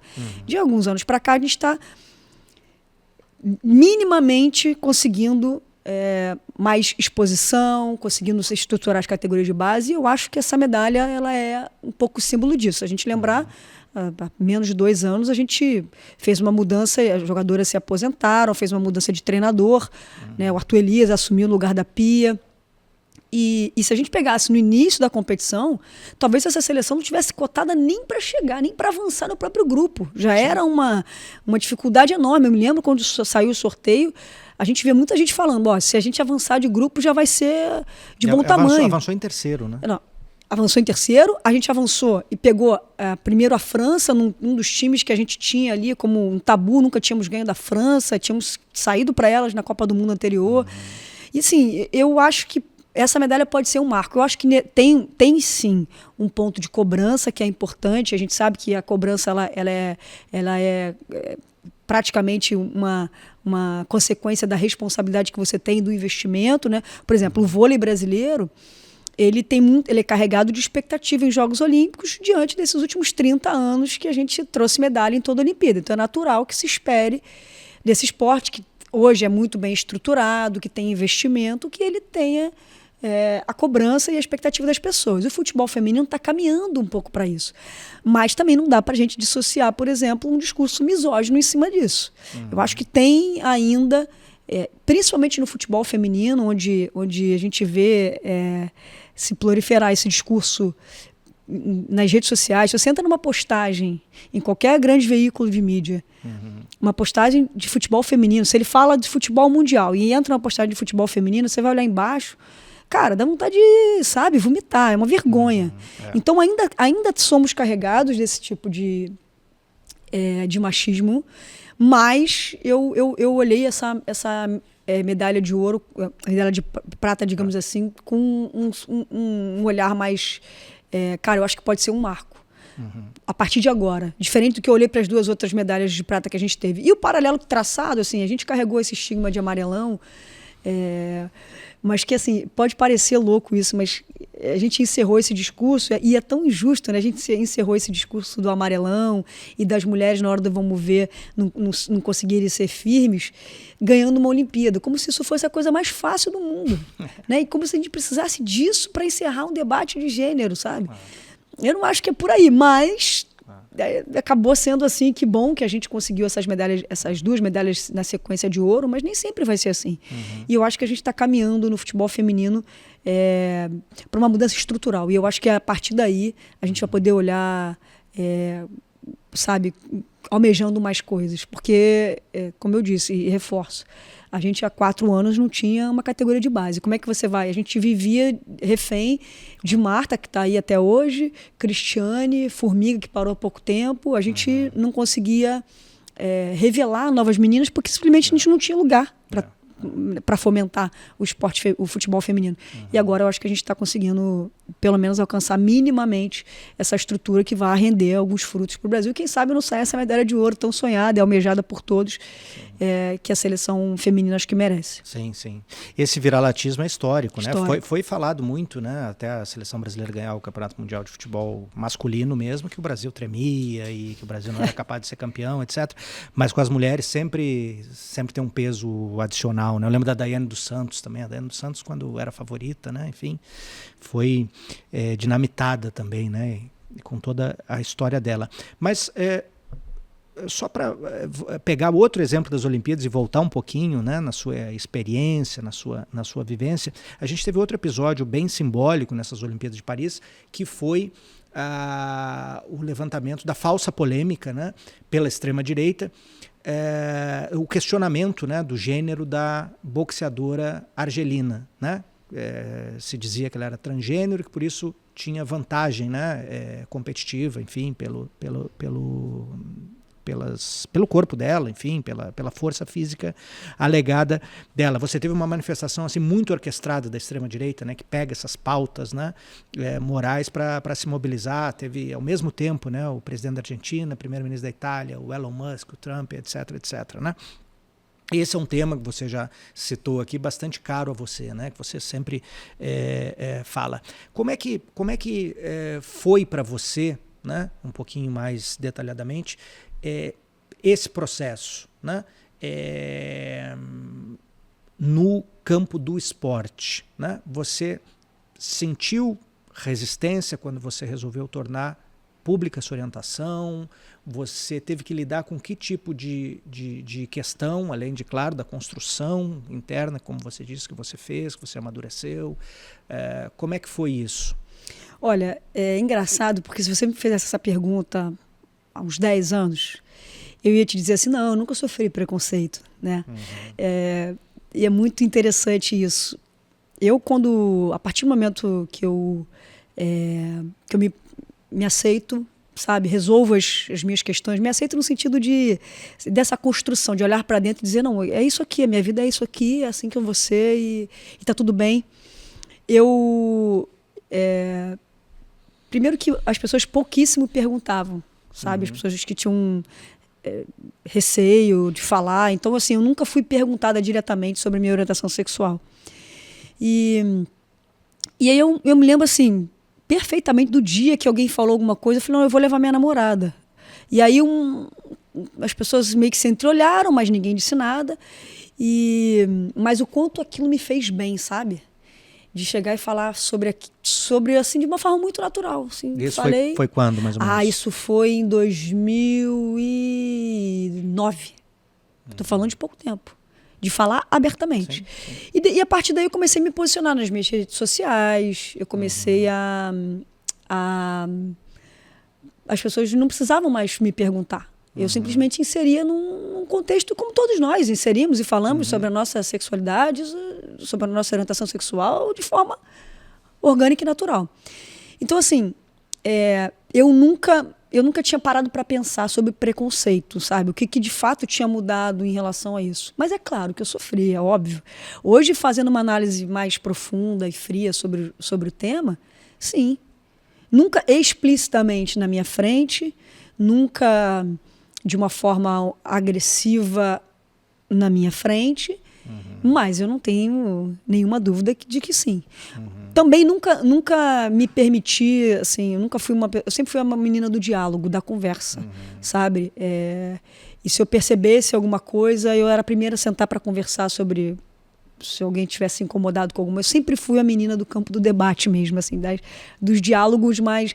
Isso, como eu falei aqui no início do nosso papo, sempre foi algo que eu tive que construir para me inserir nas questões, né? Eu era a única menina lá na época, lá em Irajá, e eu precisava argumentar com os meninos de que dava para eu jogar. Então eu criei esse poder da argumentação e, consequentemente, do diálogo, da escuta, das conversas. E eu sempre fui desse lugar. E é muito louco, porque para enxergar esses preconceitos, eu tive que remexer nas minhas gavetas ao longo desses anos.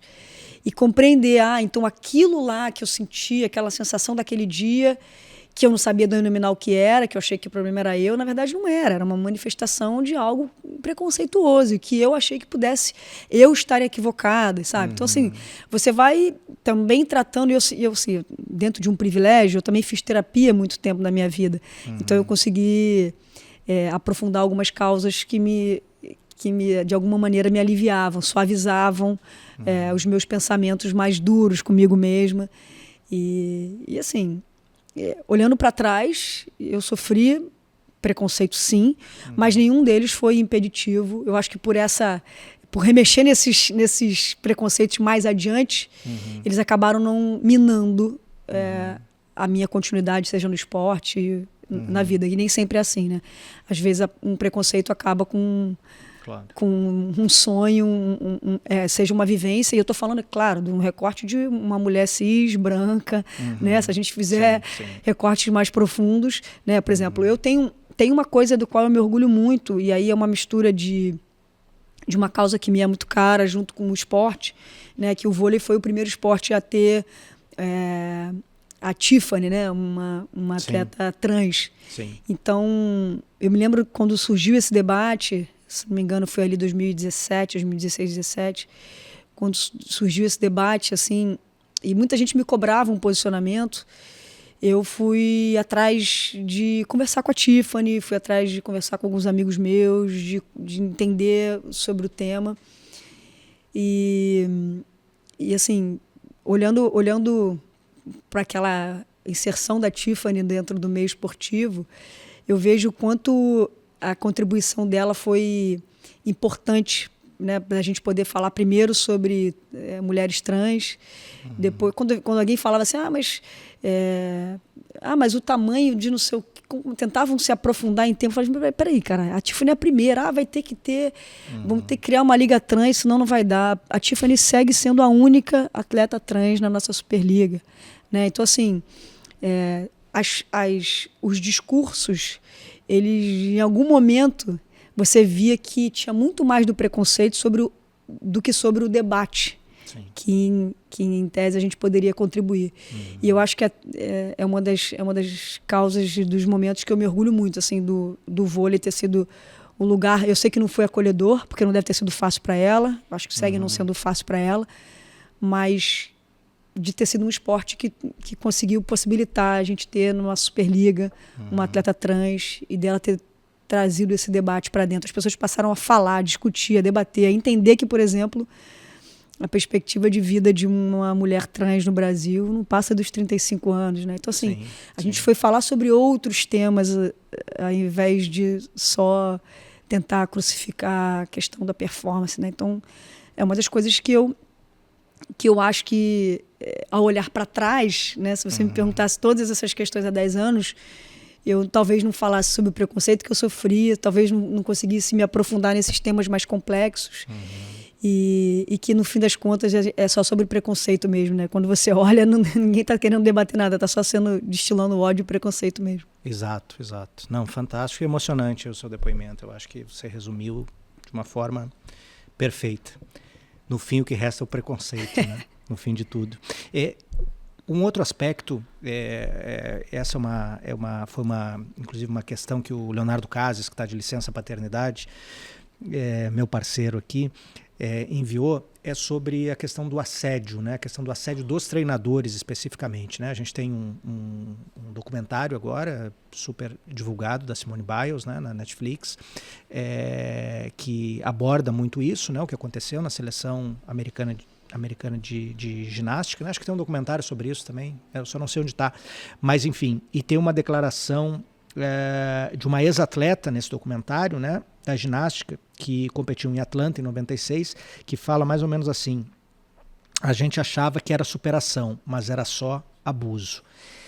Essa relação é uma relação entre treinador e atleta de alto rendimento, é uma relação que corre o risco de ficar meio no fio da navalha? Eu acho que assim, a gente evoluiu muito nos debates sobre... a gente falou aqui do carpol, né? A gente falou aqui e assédio pode ser assédio sexual, moral, enfim, a gente está assédio hoje, né, no plural. Então a gente fala, por exemplo, de comportamentos que eu acho que hoje não são mais toleráveis. E durante muito tempo, os atletas, de um modo geral, eles também não entendiam muito bem. A gente achava que obedecer o treinador era a maneira correta de se comportar. E aí independia do que ele ou ela estivesse dizendo pra gente. por exemplo, esse documentário, um dos documentários da Simone Biles, que ela, inclusive, contribui na condenação de um médico, né, sobre assédio sexual. Ele foi, se não me engano, por pena mais de 30 anos, né? Foi uma enxurrada, porque uma denúncia acabou estimulando a outra. Quando a gente foi ver, quando foram chegar à conclusão, era de que eram de mais de 30 abusos, né, durante anos, e que me parece que, inclusive, passaram pano, digamos assim, à Federação de Ginástica local lá. Então, assim, era um sistema que funcionava há muito tempo, e que as atletas, de alguma maneira, se sentiam inibidas, porque você fica naquela linha tênue. Pô, peraí, essa mão aqui pode, não pode, essa mão aqui é assim, não é assim. Eu acho que a gente também deveria estimular mais a consciência do próprio atleta, o que pode, o que não pode, assim como para os treinadores, um código de conduta, uma maneira de se comportar. Eu acho que é uma linha muito tênue, né, do que é permitido, do que não é permitido, mas tem coisas que não são indiscutíveis, né? Tem coisas que eu acho que não tem mais ou menos, não. Ou não é. O que eu acho que a gente precisa... E eu tenho visto, tá? Isso é uma coisa que eu acho que é interessante. Eu tenho visto acontecer uma ampliação dessas políticas de boas práticas, digamos assim, do que se pode dentro do esporte. E os atletas também se conscientizando, que eu acho que é fundamental, assim, ninguém pode dizer o que cada um sente ou de que maneira cada um se sente, mas é um debate muito interessante. A Joana Maranhão, por exemplo, foi uma dessas vozes fundamentais para esse, né, debate, esse caso que ela sofreu de abuso terrível, mas que foi uma dessas vozes que contribuem muito para essas políticas. Assim, a Joana, inclusive, foi estudar fora do Brasil, para ir em busca de ampliar esse diálogo, de se aprofundar nesse tema que é tão difícil para os atletas, de alguma maneira, se manifestarem, terem coragem de falar e se manifestar quando sofre qualquer tipo de abuso, mas que a gente mudou e tem que mudar para essa maneira de se comportar, né? Como eu falei, tem práticas que hoje você simplesmente não aceita, não é aceitável, né? E o esporte é um ambiente muito difícil de ter essa métrica. Por isso que as boas práticas, a maneira de cada confederação, cada esporte seja cada vez mais próximo nesse sentido, sabe? De ouvir e de se aprofundar com os atletas e com os treinadores também. Acho que é um debate muito caro hoje dentro do esporte também. Assim como a gente fala de saúde mental, como a gente fala sobre os assédios, são temas que eu acho que não ficam distantes, por exemplo, do treinamento, né? São coisas que eu acho que estão caminhando totalmente juntas hoje em dia. Sim. E deveriam ser assim sempre, né? Sim. Bom, são muitos assuntos aqui, ficaria conversando a noite toda, né? Não podemos, né? Mas eu já encaminhando aqui mais para o nosso segmento final, eu queria te perguntar o seguinte, essa exigência, né, do atleta profissional é uma coisa, enfim, eu acho que para quem não viveu não é muito imaginável, né? Mas essa exigência, né, sobre o atleta de alta performance, o que te tira? Nesse caso, o que te tirou, né? Você se profissionalizou, você começou nas categorias de base, foi para o clube, como você disse, para o Flamengo com 13 anos, né? E se profissionalizou depois, etc. Viajou muito, né? Você pegar suas conquistas, por exemplo, boa parte são no Japão, no Oriente, enfim, viajou demais, tanto pela seleção quanto para os clubes. O que você sente que você perdeu alguma coisa? Ah, sim. Eu acho que aproveitei menos do que eu deveria. Essas viagens que a gente faz ao redor do mundo. Eu fui ao Japão, por exemplo, sei lá, mais de 18 vezes. E deveria ter aproveitado mais, assim, sabe? Dá para sair, passear? Muito pouco, quase nada. Eu conheço muito mais aeroportos. Por exemplo, o aeroporto em Paris, o Charles de Gaulle, é um lugar que acaba sendo um ponto de partida para o mundo, e ali eu conhecia muito mais aeroporto e quarto de hotel do que o país, a cultura de um povo, né? Mas assim, eu não sei se é perder, tá? Mas eu acho que tem coisas que você simplesmente não vai ter mais, né? Por exemplo, o casamento do meu irmão, eu não fui, ele não vai ter outro casamento, né? Igual aquele. Cansei de viajar no Natal, né? passar 24 para 25 com a família, 25 na hora do almoço ter que viajar porque tem uma competição para jogar, aniversários. Eu não fui ao enterro do meu avô, assim, mas quando você olha, também teve muita coisa legal nessa mesma medida, se eu for fazer um nível de comparação, por exemplo, de estar com a minha família numa conquista de campeonato brasileiro, né, de poder proporcionar algumas questões para os meus pais, sabe? Assim, então, eu acho que o esporte tem as suas compensações, mas eu acho que o que eu mais senti falta, assim, se eu pudesse dizer, era do meu dia a dia, assim, sabe? De poder, quem sabe, ter conseguido levar uma trajetória junto com o esporte, assim, paralelo. Esse é um dos lemas que mais me mexem comigo, assim, sabe? Eu acho que eu perdi um pouco a chance de ter estudado. Claro que eu posso fazer isso hoje em dia, mas quem sabe ter estudado, ter me formado em alguma coisa junto com o esporte. E também aproveitado melhor esses lugares que eu conheci ao longo desses, sei lá, fiquei 13 anos na seleção brasileira e daria para ter me aprofundado nas culturas. Eu consegui fazer isso nos últimos 2 anos. Eu ia e ao invés daquela folga à tarde ficar no hotel, eu ia, botava meu chinelo, meu tênis e ia conhecer um pouquinho dos lugares. Mas muita coisa boa também, assim. Foram mais de 20 anos ali de aprendizados que eu levo para minha vida, mas não ser aprendizados supérfluos que a gente fala, ou seja, que é os discursos do esporte, né, de meritocracia e tudo mais. Eu não sou dessas que acredita nisso, mas eu vivi muito, sobretudo em tempos de coaching. Nossa, enfim. Mas eu acho que eu vivi muito bem vividos os 20 anos, esse ciclo esportivo da minha trajetória. Eu acho que eu vivi com muito afinco, com muita dedicação, determinação. Aproveitei, mas eu acho que sempre falta alguma coisa. A sensação é de que sempre talvez tenha faltado desfrutar um pouco mais. Acho que a palavra é essa, de todo esse tempo. Os argentinos, enfim, espanhol se fala muito nessa palavra, né? Desfrutem o jogo e tudo mais. O ex-jogador, né, o Falcão da seleção brasileira de futebol, tem uma frase, acho que relativamente célebre, né, que diz que um jogador morre 2 vezes, né? A morte que todos nós temos e quando ele para de jogar. Você jogou desde os 13 anos, né? Então teve essa carreira intensa, vitoriosa. Como é que foi para você parar de jogar? Olha, não existe protocolo, não tenho assim, você vai acordar um dia, sentir tal coisa e está na hora de parar de jogar. Não, você demanda um tempo para você chegar à conclusão. Aí esse tempo tem a ver com um autoconhecimento, de você perceber que as coisas estão chegando ao fim, que seu corpo ele envelhece, como todos. E você tem quando você começa a jogar vôlei profissional, você sabe que tem uma certeza, em algum momento você vai parar. O difícil é entender esses sinais, digamos assim, de que está na hora de você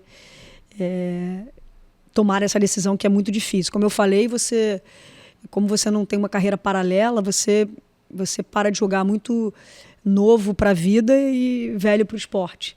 Então você precisa ter alguns planos, né, ou construir alguns planos ao longo desse período.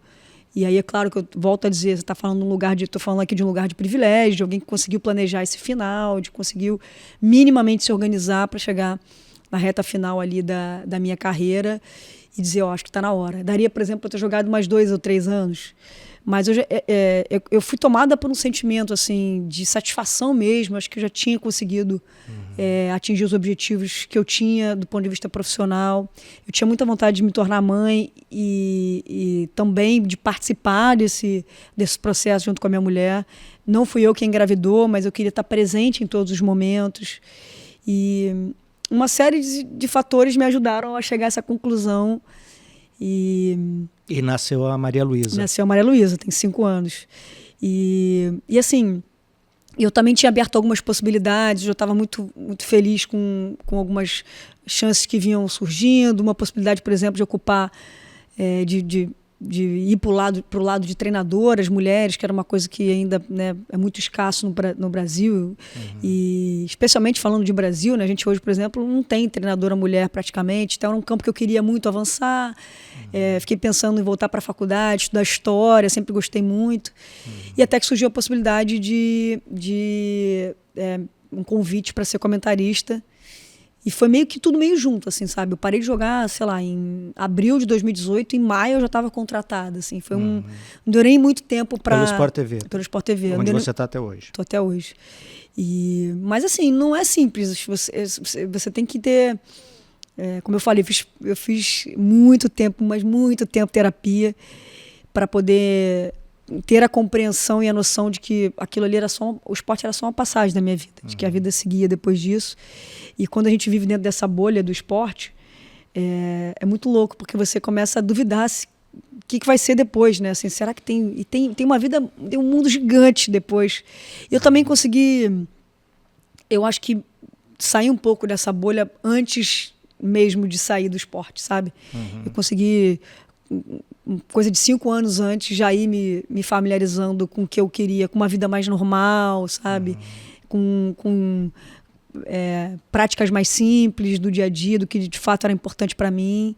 E eu acho que foi uma transição serena, eu acho que a palavra é essa. Foi uma transição onde eu fiquei satisfeita com a minha tomada de decisão, não senti nenhuma falta de nada. E eu hoje me sinto realizada também. Estou com outros desafios, sigo de alguma maneira aprendendo. Eu sou ávida por conhecimento, mas foi suave, eu diria. Não é nem para todo mundo é assim, mas a minha eu acho que consegui fazer de uma forma onde eu tivesse esse controle. Ótimo. Fábio, última questão.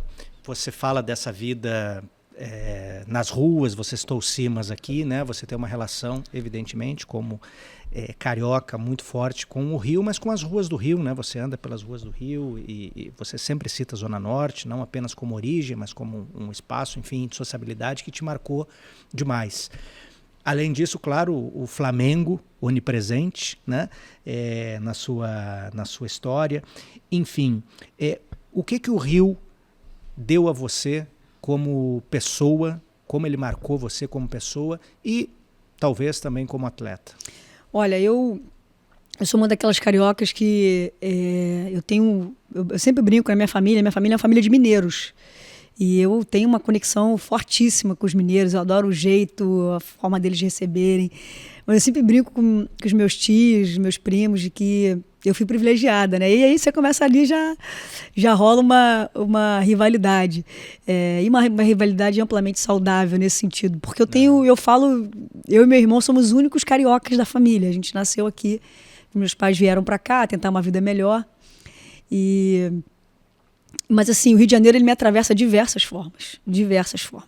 Desde o porquê que os meus pais vieram para cá, o que eles queriam aqui, quando minha mãe e meu pai vão morar em Irajá, como é que a vida se dá ali, o que significa essa cultura da rua. E toda vez que eu olho para minha trajetória esportiva, eu rapidamente me conecto com essa origem da onde eu vim, sabe? Eu acho que o Rio ele consegue... Ele tem lugares antagonistas, né? A coisa do túnel para cá, do túnel para lá. Tem as mazelas que a gente sabe, tem as dificuldades que não são... não é uma exclusividade do Rio de Janeiro, mas que também cerca essa cidade. Tem uma mistura, eu gosto bastante desse lado democrático do Rio, né? De ir à praia e a gente... quando está todo mundo ali de biquíni ou de sunga, ou de quer que seja, você não consegue discernir de onde vem, onde mora, o que faz, o que não faz. É um lugar democrático. Eu gosto muito do subúrbio de um modo geral, desse lugar de ocupação da rua, de brincar na rua. E eu acho que o fato de ter vindo da Zona Norte do Rio de Janeiro me faz ter esse costume, não sei, da simplicidade mesmo, sabe? Eu preciso de muito pouco para ser feliz. E eu tenho eu acho que o carioca, de um modo geral, tem essa não sei se é uma característica, mas essa coisa dessa marra, sabe? De cara, eu preciso de nada, o Rio já me basta, a coisa do ufanista do carioca, né? Não preciso de nada, o Rio já me basta, mas porque eu acho que eu tenho muita relação com essa cidade mesmo, assim. Eu gosto, eu acho que o meu sotaque é uma marca minha.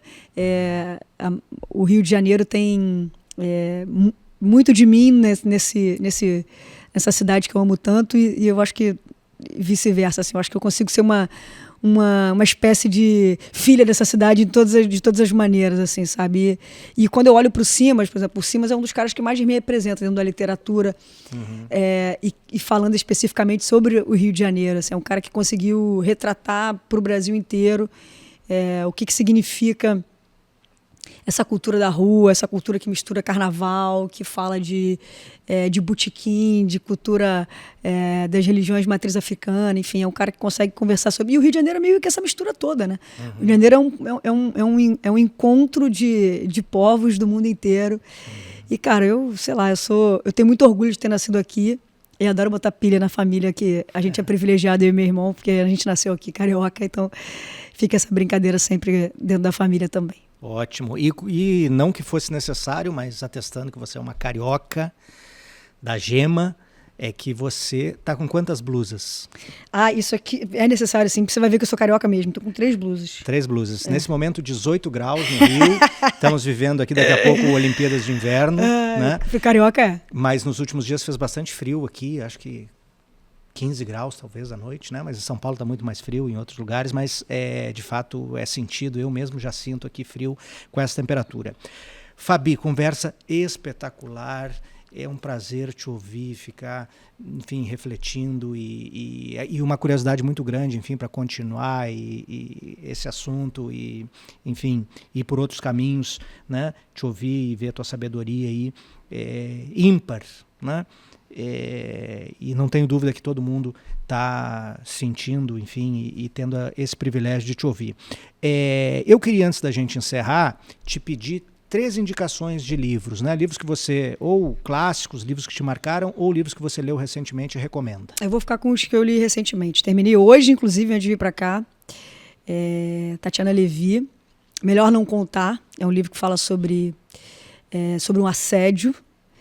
E é um livro muito bem escrito, fala de uma relação de mãe e filha também, fala sobre a misoginia, enfim, é um livro bem denso, mas um tema atual. Falei do Simas, então vou ficar com um recente que ele lançou, acho que o mais recente dele, Invento de um Baronete. Maldito Invento de um Baronete, que fala sobre o jogo do bicho, e aí sobre as carioquices também, ele é muito bom nessas misturas, né? Ele pega os animais do jogo do bicho e enfim, conta uma história de uma sabedoria ímpar. E um que eu comecei a ler também e estou muito intrigada, que é algo que mexe comigo, é O Púlpito, que é um livro recente agora sobre os evangélicos, de como, enfim, é um estudo nossa, é Ana alguma coisa, esqueci o sobrenome dela agora. Cara, é um livro muito intrigante, porque é um diálogo bastante... são mais de 20 anos que ela estudou esse tema dos evangélicos, e eu estou bastante curiosa. Estou bem no iniciozinho desse livro, mas eu indico. Acho que são 3 indicações aí de livros que me prenderam nesse... os 2 primeiros eu já terminei, e esse eu estou ali na metade dele, mas bem curiosa, porque é um tema bem atual também, e que acho que dialoga com um pouco de tudo que a gente falou aqui. São 3 livros interessantes aí para a galera também. Sem dúvida, os 3 estão disponíveis aqui na Da Vinci. As pessoas podem te encontrar nas redes sociais, você está no Instagram. Isso. Fabi Alvim. Isso. Né? E no Instagram, no YouTube você não tem canal? Não, mas eu acho que o lugar melhor para encontrar mesmo é ali. Eu tô no Twitter, tá aquele xizinho lá também, mas ali é mais para... acho que Instagram é uma maneira mais informal de conversar e de estar presente com a galera também. Sim, excelente. No Instagram, Fabi Alvim. Isso. Para todos os nossos ouvintes, espectadores, tradicionalmente, como nós dissemos sempre no final desse podcast, você pode utilizar o cupom SUBSOLO no nosso site, leonardodavinci.com.br. É só no fechamento da compra digitar no campo cupom SUBSOLO que você ganha 10% de desconto nos 3 livros que a Fabi citou e em todo o nosso acervo aqui de dezenas de milhares de livros. O nosso próximo episódio estará no ar em 15 dias em todas as plataformas e no YouTube. Compartilhe, curta, comente, isso é muito importante. Fique atento às nossas redes sociais, onde partilharemos aqui as novidades, os cortes e tudo mais. E se quiser também pode se comunicar conosco através do e-mail, que é o nosso Pix, que é subsolo@leonardodavinci.com.br. Fabi, mais uma vez, muito obrigado pela sua presença, um prazer, uma honra recebê-la aqui. Espero que você venha mais vezes, você vem aqui na livraria, mas venha mais vezes esse podcast que está iniciando agora e iniciando aqui com a sua presença e uma das primeiras convidadas. É sinal de boa sorte que a gente está entrando num bom caminho. Eu que agradeço, vida longa, tenho certeza que vocês têm muito a debater, esse diálogo é fundamental, eu acompanho, já sou fã. Está no início, mas eu desejo vida longa a vocês. A livraria, você sabe que eu venho sempre tomar o café e eu tenho sempre um lema, né? Vir a Livraria da Vinci, tem que sair com o livro. Isso aí é o mínimo que a gente toma um cafezinho, mas tem que sair com o livro na mão. Isso é um sinal de que deu tudo certo. Prazer, Daniel. Ótimo, prazer. Muito obrigado pela audiência, um grande abraço e até a próxima.